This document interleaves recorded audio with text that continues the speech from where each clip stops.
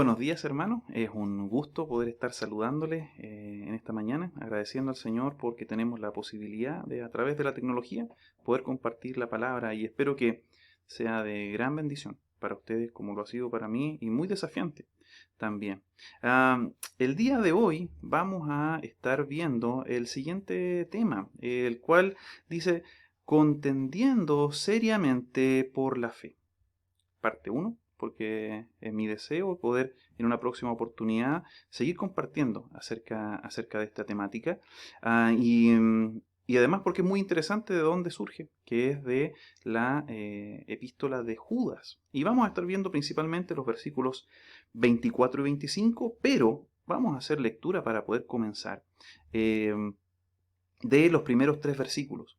Y así podamos ver también cómo este hermano se presenta. Dice, Judas, siervo de Jesucristo y hermano de Jacobo, a los llamados, santificados en Dios Padre y guardados en Jesucristo. Misericordia y paz y amor os sean multiplicados.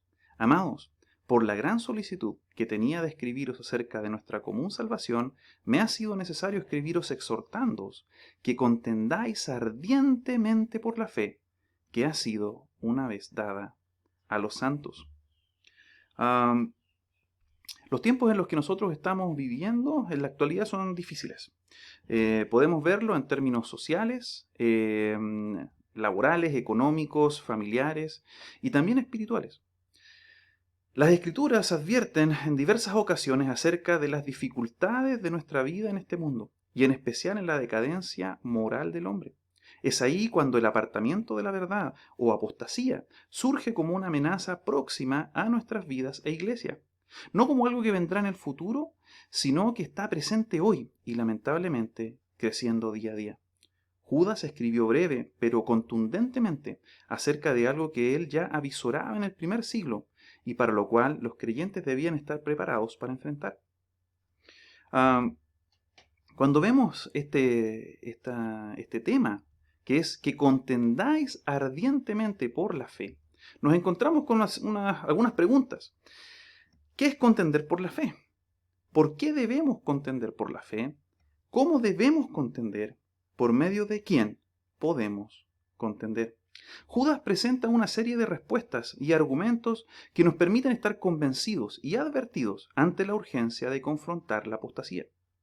En esta oportunidad examinaremos el por qué debemos y podemos hacer lo que el Señor demanda y lo veremos por medio de una de las doxologías más espléndidas del Nuevo Testamento, contenida en los versículos 24 y 25.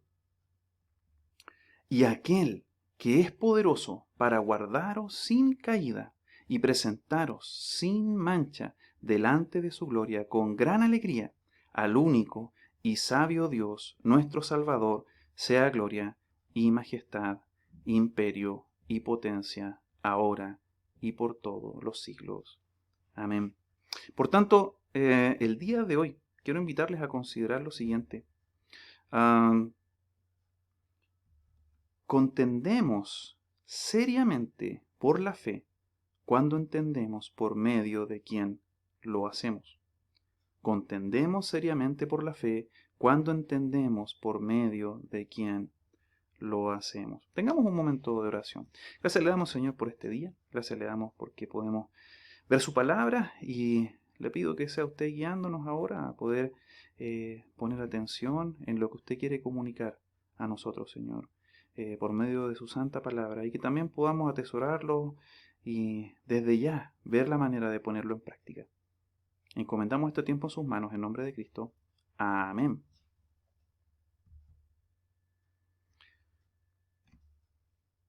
Es importante que podamos ver el contexto ya de esta epístola, y la epístola general de Judas es destacada por varios comentaristas como una carta a la que no se le dedica mucho tiempo o que se pasa rápidamente debido a su corta extensión, tiene tan solo 25 versículos. Pero es sin duda una fuente relevante de advertencia y aliento para la iglesia de hoy.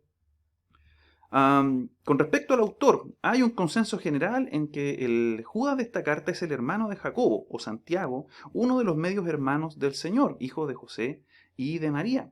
cabe destacar la presentación de Judas, el cual en una traducción literal, él dice, Judas, un esclavo de Jesús, el Mesías, y hermano de Jacobo, dejando de lado, al igual que su hermano, el resaltar su parentesco con Jesús. Esto demuestra en parte su humildad, donde se pone primero como esclavo de Cristo, y además se puede explicar debido a que la familia carnal de Jesús no creyó en él hasta después de su resurrección.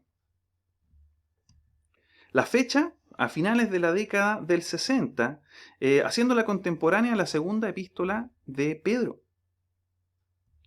El propósito. Judas iba a escribir una carta acerca de la salvación. Lo dice el versículo 3, la primera parte, por la gran solicitud que tenía de escribiros acerca de nuestra común salvación. Pero cambió cuando él recibió noticias acerca de personas que se apartaban de la fe y redirigió su propósito al de defender la fe apostólica contra las falsas enseñanzas que estaban surgiendo. Y dice ahí en la segunda parte del versículo 3, me ha sido necesario escribiros exhortándoos que contendáis ardientemente por la fe que ha sido una vez dada a los santos.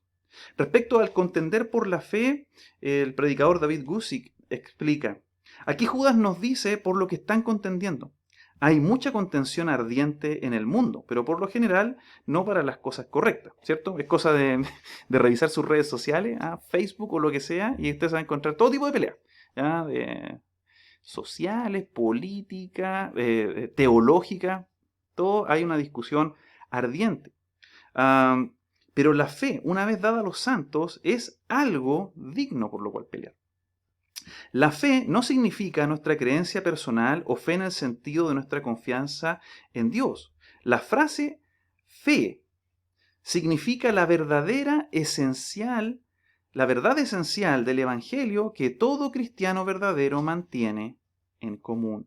Cuando estamos hablando entonces de la fe, estamos hablando de esto, de la verdad esencial del Evangelio. Este sentido de la fe lo podemos ver en los siguientes textos. Ahí Romanos 16, versículo 26 dice, pero que ha sido manifiesto ahora y que las escrituras de los profetas, según el mandamiento del Dios eterno, se ha dado a conocer a toda la gente para que obedezcan a la fe. Colosenses 2.7 nos dice, arraigados y sobreedificados en él y confirmados en la fe. Así como habéis sido enseñados, abundando en acciones de gracias. Y 1 Timoteo 1.2 dice, a Timoteo, verdadero hijo en la fe, gracia, misericordia y paz de Dios nuestro Padre y de Cristo Jesús nuestro Señor. En definitiva, hermanos, debemos entonces nosotros contender ardientemente por la verdad. Ese es el desafío, contender ardientemente por la verdad. Ahora, el tema, confrontar la apostasía. Es el único libro del Nuevo Testamento enfocado exclusivamente en este tema. Judas usa una palabra griega, epagonizomai, usada solamente en este pasaje, que significa contender acerca de una cosa como combatiente. La antigua palabra griega traducida como contender viene del mundo atlético, de la lucha libre. Es una forma reforzada de la palabra que significa agonizar. Por lo tanto, contender habla de trabajo duro y diligente. La palabra seriamente o ardientemente que son ocupadas acá se agrega para transmitir la fuerza intensa de esta preposición. Está en un presente infinitivo, lo cual demuestra que la lucha cristiana es continua, es seria y es dura. Continuemos avanzando y podemos ver también acerca de Judas un esquema de bosquejo. Ya se puede apreciar la siguiente estructura. Tenemos primero un saludo y objetivo, los versículos 1 al 4. Después tenemos una exposición de los falsos maestros. Algo que no vamos a ver el día de hoy, pero que es importante. Usted quiere conocer acerca de cómo son los falsos maestros, cómo los presentan los apóstatas. entre los versículos 5 y 16. ¿Qué vemos ahí? Su condenación entre versículos 5 y 7 es ilustrada con 3 ejemplos bíblicos: los israelitas incrédulos, los ángeles caídos y los habitantes de Sodoma y Gomorra. También podemos ver su denuncia en los versículos 8 al 10, a través de sus actos como mancillar la carne, rechazar la autoridad, blasfemar y su corrupción.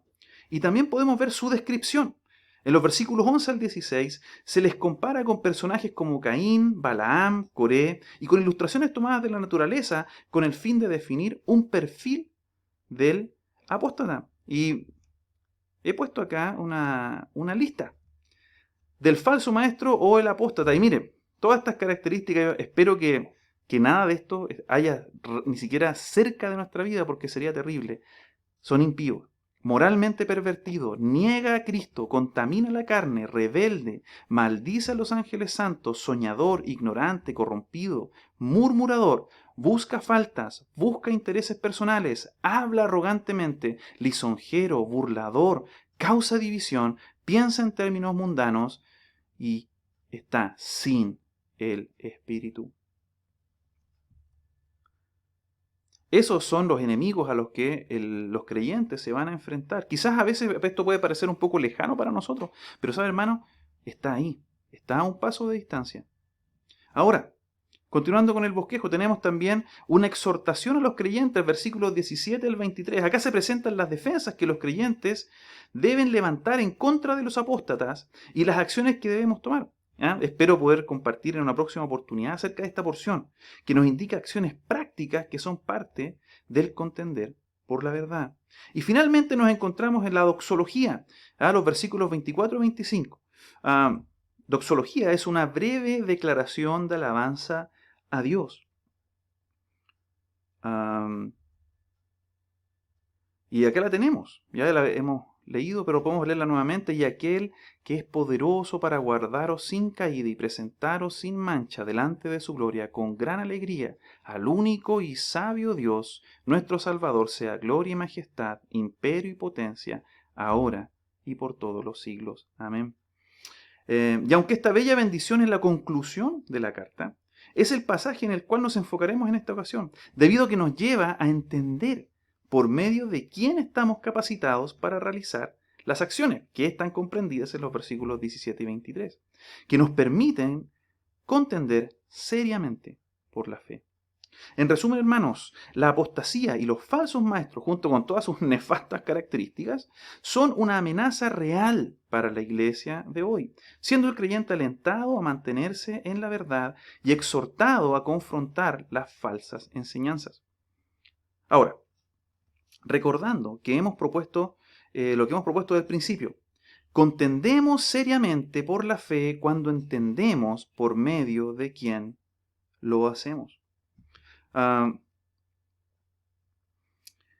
Quizás usted puede intuir rápidamente hacia dónde se dirige este mensaje, ¿ya? Y es correcto pensar si decimos que no es por medio de nosotros, sino de Cristo, o que es Dios obrando por nosotros. Pero el contender por la fe no es algo mecánico, que consiste, en seguir una serie de pasos repetitivos para lograr un objetivo. Por el contrario, para hacerlo seriamente se requiere conocer, entender, reflexionar sobre qué estamos defendiendo, por qué lo hacemos y cómo Dios quiere que lo llevemos a cabo. Y para todo esto, hermanos, es esencial reconocer por medio de quién podemos hacerlo. Y aquel que es poderoso para guardaros sin caída y presentaros sin mancha delante de su gloria con gran alegría. Podemos contender seriamente por la fe por medio de aquel que es poderoso. Y cuando pensamos en la palabra poderoso, pensamos inmediatamente en el Dios omnipotente. Mateo 16, versículo 26 dice: y mirándolo Jesús le dijo, para los hombres esto es imposible, mas para Dios todo es posible. Esta palabra poderoso viene de dunameno, que viene también su origen en dunamis, poder, dinamita. Poder, tener poder ya sea en virtud de la propia capacidad y los recursos, poder hacer algo, ser capaz, fuerte y poderoso. Miren, ¿dónde podemos apreciar estos textos? Efesios 3:20. Y aquel que es poderoso para hacer todas las cosas mucho más abundante de lo que pedimos o entendemos, según el poder que actúa en nosotros.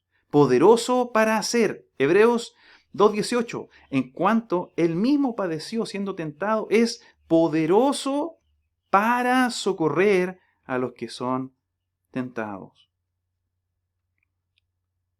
¿Cuál es mi relación con el Dios Todopoderoso? ¿Es cercana? ¿Es lejana?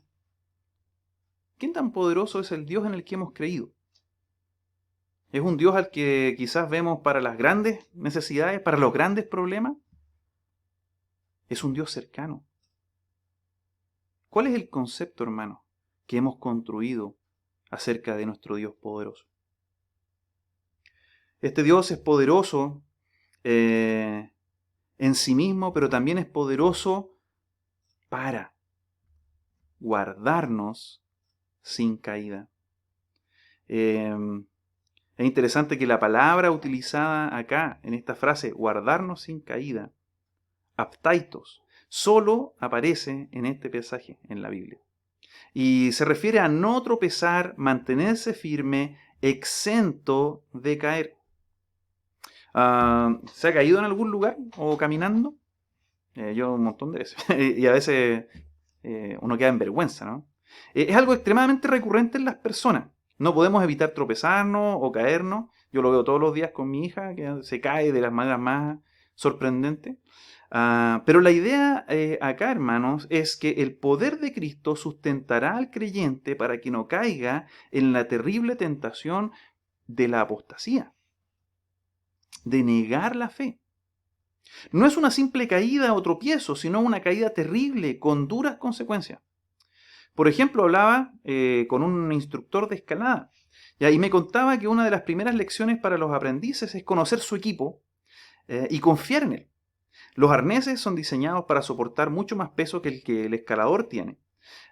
Y la presencia del instructor es clave para que los principiantes no sufran caídas ni lesiones. Todo esto, hermanos, es un proceso de confianza y de práctica, donde el escalador hace su esfuerzo, pero descansa y que está siendo protegido por su equipo y por su instructor. De manera similar, pero mucho más maravillosa, es como nuestro Dios cuida de nosotros, el cual es diligente y poderoso para mantenernos a salvo. Junto con esto no debemos olvidar que hemos sido guardados en Jesucristo, como dice el primer versículo de Judas. Es su obra en nosotros. Estamos en sus manos.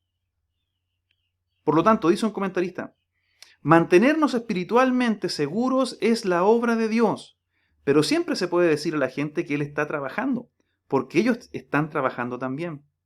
Dios no nos llama simplemente a dejar que la vida cristiana suceda a nosotros y no nos manda a salvarnos a nosotros mismos. Él nos llama a una alianza con Él. Ocupando el ejemplo del escalador, es una alianza de confianza entre nuestro Dios y nosotros. ¿Estamos confiando en el poder de nuestro Dios para mantenernos firmes? ¿O estamos más bien luchando con nuestras propias fuerzas? Tenemos un Dios que es poderoso para guardarnos sin caída y para presentarnos delante de su gloria, dice el texto. Chuck Smith dice, de pie ante el trono de Dios, en el resplandor de su gloria que revela todas las cosas, nada se esconde, me mantendré puro e impecable, me susurraré a mí mismo, gracias, Jesús. Seremos presentados, somos presentados delante de nuestro Dios puros, limpios. Ahora usted me puede decir, pero hermano Iván, si yo no soy así, porque no es nuestra obra, es la obra de Cristo en nosotros. Sin mancha, presentarnos sin mancha. Cuando vemos esto se refiere a impecable, intachable. Los cristianos poseen la justicia imputada de Cristo mediante la justificación por fe y han sido hechos dignos de vida eterna en el cielo. Hemos sido justificados, hemos sido hechos dignos. No es que nosotros seamos dignos, Él nos hace dignos. Con relación a esta misma idea, mire que dice ahí Efesios capítulo 5, versículos 25 al 27. Maridos, amad a vuestras mujeres, así como Cristo amó a la iglesia y se entregó a sí mismo por ella, para santificarla, habiéndola purificado en el lavamiento del agua por la palabra, a fin de presentársela, ¿a quién? A sí mismo, a una iglesia gloriosa, que no tuviese mancha, ni arruga, ni cosa semejante, sino que fuese santa y sin mancha.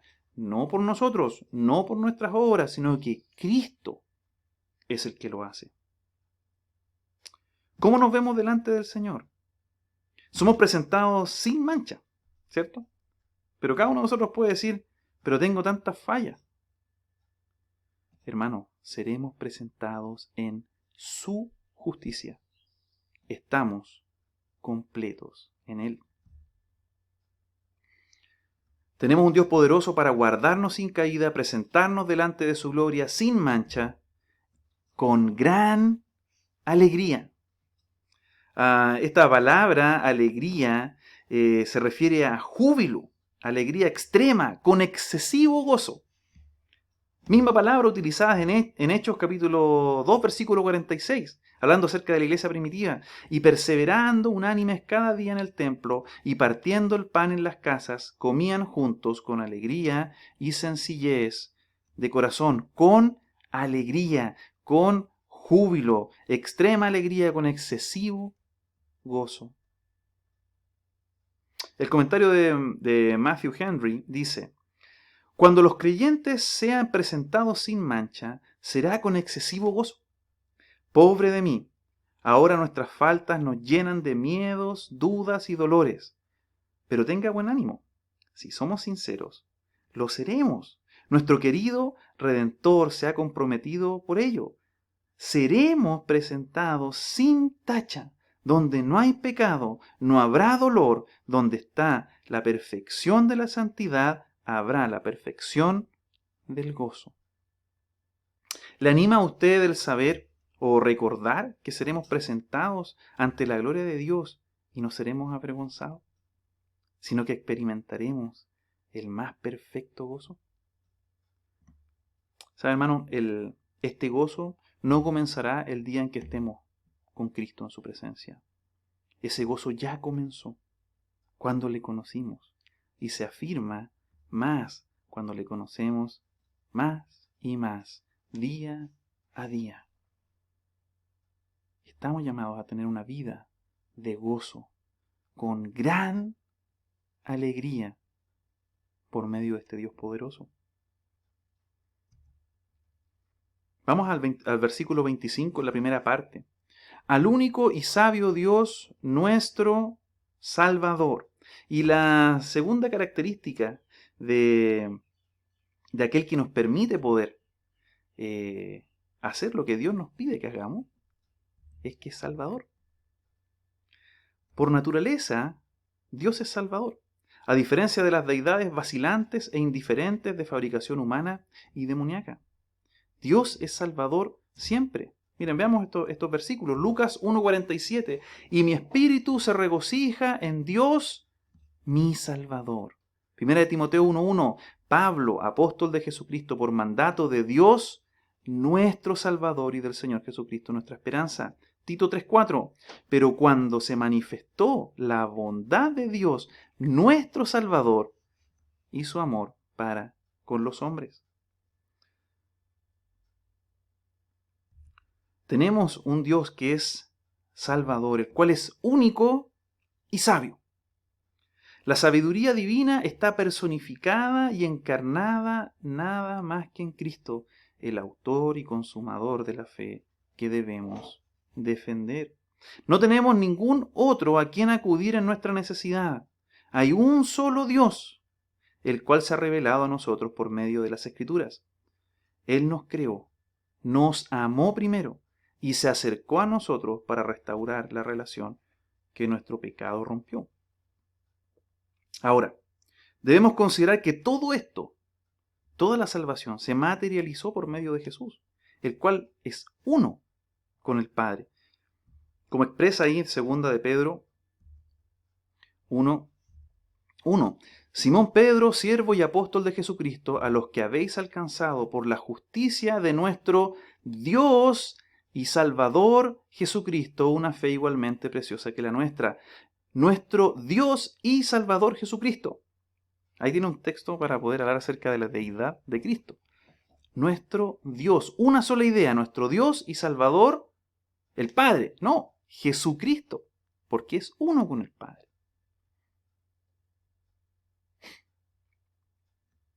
Ahora, esto nos hace pertinente considerar lo que se aprecia en la traducción de la Biblia de las Américas. Este mismo versículo, que es un poco más extendida, dice: al único Dios, nuestro Salvador, por medio de Jesucristo, nuestro Señor. Por medio de Jesucristo, nuestro Señor.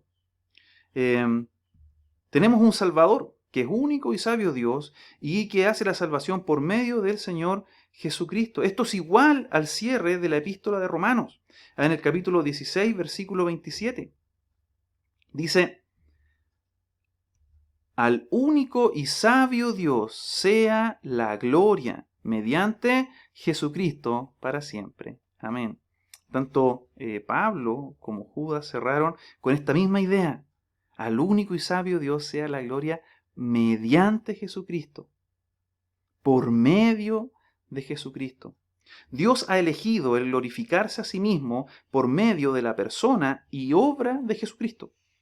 Y el glorificarse a sí mismo para siempre. Ahora debemos recordar la obra exclusiva de Cristo. Ahí en 1 Timoteo 2, versículos 5 al 6. Porque hay un solo Dios y un solo mediador entre Dios y los hombres, Jesucristo, hombre, el cual se dio a sí mismo en rescate por todos, de lo cual se dio testimonio a su debido tiempo. Por lo que podemos decir, hermanos, confiadamente, no hay nadie como Jesús. Él es único. Él es Dios. Solo Él puede salvar. Como dice una de las 5 solas, solus Christus. Greg Travis aclara: solus Christus significa que hay un solo Dios y un solo mediador, Jesucristo, el Dios hombre, quien se entregó para salvar a todos los que vienen a Él. Cristo mismo afirmó esto: yo soy el camino y la verdad y la vida, nadie viene al Padre sino por mí, ahí en Juan 14:6. Esto es una declaración radical. Es como si Jesús dijera: si quieres venir al Padre, tiene que ser por mí y solamente por mí. Si quieres venir al verdadero Dios, tiene que ser a través de Cristo. Solo Cristo. Yo no sé cuál es tu relación que tienes con Cristo. ¿Es Jesús tu Salvador? ¿Has depositado tu confianza en Jesús para ser salvo por medio de su sacrificio? Hay un solo camino que nos lleva a la vida eterna, y es la fe en la persona y obra de Jesús el Cristo, el Salvador del mundo. Y el llamado de Dios a la humanidad sigue siendo el mismo, como está escrito ahí en 2 de Corintios 5:20. Así que somos embajadores en nombre de Cristo, como si Dios rogase por medio de nosotros. Os rogamos en nombre de Cristo, reconciliaos con Dios. Dios está ahí, dispuesto a reconciliarse con el hombre pecador.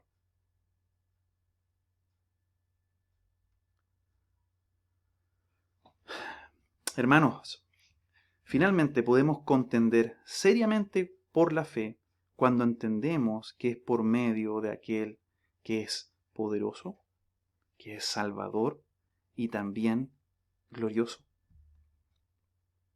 Versículo 25, la parte B, dice: sea gloria y majestad, imperio y potencia ahora y por todos los siglos. Amén.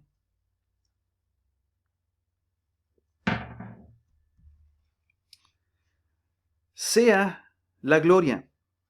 Judas no está tratando de decir que podemos o debemos dar estas cosas a Dios, como que le podemos dar más gloria. Cuando reconocemos y declaramos la verdad de Dios, eso lo glorifica. No estamos dando a Dios más majestad o poder que tenía antes. Nosotros solo estamos reconociendo y declarándolo. Y esto es lo que declaramos, hermano. Gloria. Significa principalmente una opinión, estimación y por tanto el honor que resulta de una buena opinión, la palabra. Pero aplicado a Dios se usa para la naturaleza y los actos de Dios que en su automanifestación, es decir, lo que Él esencialmente es y hace. Miren, John Piper propone una definición de la gloria de Dios, entendiendo de que definir la gloria de Dios es algo que está fuera de nuestras posibilidades. Pero esto nos da una idea. La gloria de Dios es la belleza y la grandeza infinitas de sus diversas perfecciones. La gloria de Dios es la belleza y la grandeza infinitas de sus diversas perfecciones. Podemos apreciar la gloria de Dios de diversas maneras. Salmo 19, versículo 1. Los cielos cuentan la gloria de Dios y el firmamento anuncia la obra de sus manos. Juan 2:11. Este principio de señales hizo Jesús en Caná de Galilea y manifestó su gloria aplicada a la persona de Cristo. Y sus discípulos creyeron en él. 1 Timoteo 1:11. Según el glorioso evangelio del Dios bendito que a mí me ha sido encomendado. La gloria de Dios en el evangelio. Apocalipsis 4:11. Señor, digno eres de recibir la gloria y la honra y el poder, porque tú creaste todas las cosas y por tu voluntad existen y fueron creadas. La gloria final es entregada a nuestro Señor Jesucristo. Tenemos un Dios glorioso en toda su esencia. ¿Lo valoramos? ¿Lo glorificamos? ¿Lo reconocemos? No solamente la gloria, sino que también la majestad. Y cuando hablamos de esta palabra, majestad denota grandeza. Se usa para Dios el Padre significando su grandeza y dignidad. Ahí en Hebreos 1:3 dice la majestad en las alturas. En Hebreos 8:1, la majestad en los cielos. Tenemos un Dios majestuoso, grande y digno. ¿Es nuestro actuar acorde a la grandeza y dignidad de Dios? Una respuesta rápida nos puede decir que no, porque no podemos. Pero estamos luchando. Estamos trabajando en ello. Estamos viviendo conscientes de la majestad de nuestro Dios. Continuamos el versículo, dice imperio, y ahí dice imperio y dominio, porque es una de las ideas también que está ahí, kratos, que es fuerza, poder, más especialmente poder manifestado. Significa también dominio. Dominio es la supremacía en cuanto al poder, la autoridad y la fuerza que se tiene sobre algo o alguien. Hermanos, tenemos un Dios que es supremo, soberano, que tiene todo bajo su control, todo bajo su dominio. ¿Nos estamos disponiendo bajo la autoridad de Dios en nuestro día a día? Quizás nosotros tenemos el concepto claro de quién es nuestro Dios, pero ¿vivimos de esa manera? ¿Nos disponemos debajo de Él? Continuemos. Y potencia. Y potencia. El poder de regir o gobernar, el poder de aquel cuya voluntad y mandatos deben ser sometidos por otros y obedecidos. Generalmente se traduce como autoridad, por eso dejé la palabra autoridad. Es maravilloso ver cómo Dios es asociado con esta, como Cristo, es asociado con esta misma palabra. Mire, veamos ahí, Mateo 28:18 dice, y Jesús se acercó y les habló diciendo, toda potestad me es dada en el cielo y en la tierra. Jesús, toda potestad me es dada, toda autoridad. Apocalipsis 12:10. Entonces oí una gran voz en el cielo que decía: ahora ha venido la salvación, el poder y el reino de nuestro Dios y la autoridad de su Cristo, porque ha sido lanzado fuera el acusador de nuestros hermanos, el que los acusaba delante de nuestro Dios día y noche. Tenemos un Dios con toda la autoridad.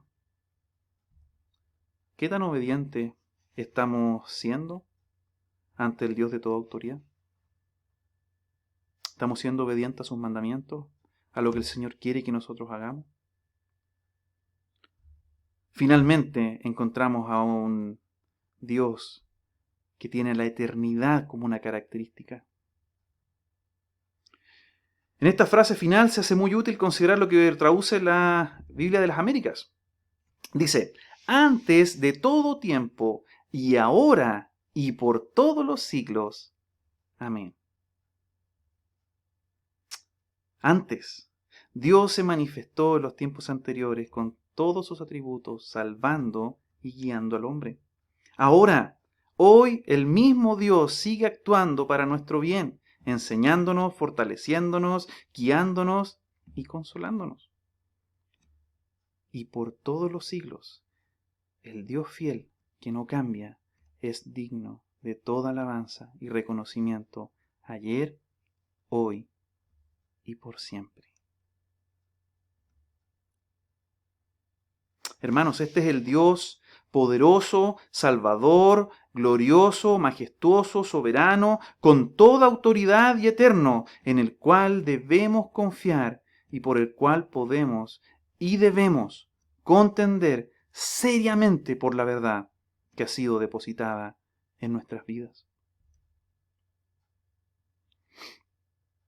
El mensaje de advertencia y castigo de Judas podría haber deprimido y desanimado a sus lectores, ¿no?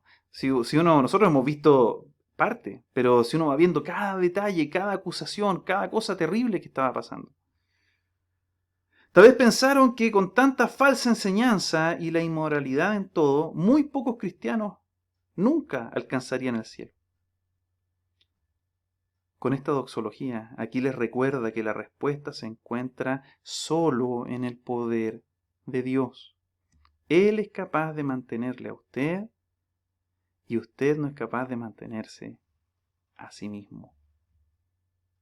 No es por nuestras fuerzas, no es por lo que nosotros queramos, es por lo que Dios hace. Hemos visto la necesidad de estar alertas ante una amenaza real, pero nos hemos enfocado en quién está de nuestro lado y cómo podemos hacer frente a las dificultades confiando en el que es mayor. Por lo tanto, podemos decir lo siguiente: contendemos seriamente por la fe cuando entendemos que lo hacemos por medio del Dios poderoso, salvador, glorioso, majestuoso, soberano, con toda autoridad y eterno, que nos sostiene, santifica, llena de gozo, salva y que está con nosotros todos los días hasta el fin del mundo. Estamos luchando por medio de nuestro poderoso Dios. ¿Descansamos en las promesas de nuestro Salvador? ¿Estamos esforzándonos por glorificarle a Él como Él se merece?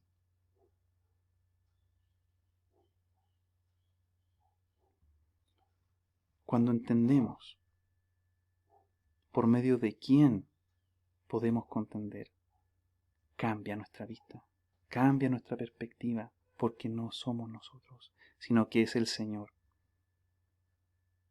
Que el Señor nos ayude a vivir lo que sabemos de Él. Ese es el desafío, hermanos. No solamente examinar el texto, no solamente conocerlo, no solamente saber las verdades de Dios, sino vivirlas, aplicarlas y descansar en sus verdades. Tengamos un momento de oración. Gracias le damos, Señor, por este día. Gracias porque a través de estos versículos, Señor, que pueden ser cortos, podemos ver grandes y poderosas verdades para nosotros. Ayúdanos, Señor, a poder tener una correcta visión, una correcta perspectiva de quién eres, Señor. Muchas veces, Señor, nos conformamos con poco, pero tenemos un Dios que es tan grande, poderoso, salvador y glorioso. Te alabamos, Padre, por esto. Ayúdanos, Señor, a mí, a mis hermanos, a poder crecer en su verdad y aplicar a cada una de nuestras vidas sus enseñanzas. Bendíganos, Señor, se lo pedimos. En nombre de Cristo.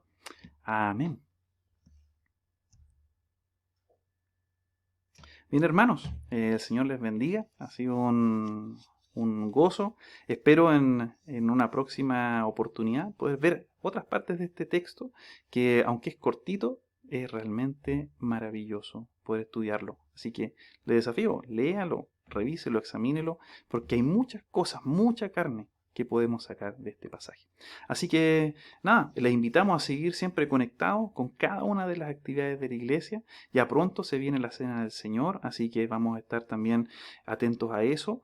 Y también algunas otras cosas importantes, como vamos a tener pronto una reunión de miembros, así que vamos a estar informando por cómo se vienen las actividades. De esta manera virtual, de esta manera en pandemia, pero siempre contento y agradecido al Señor porque podemos seguir comunicados. Que el Señor les bendiga.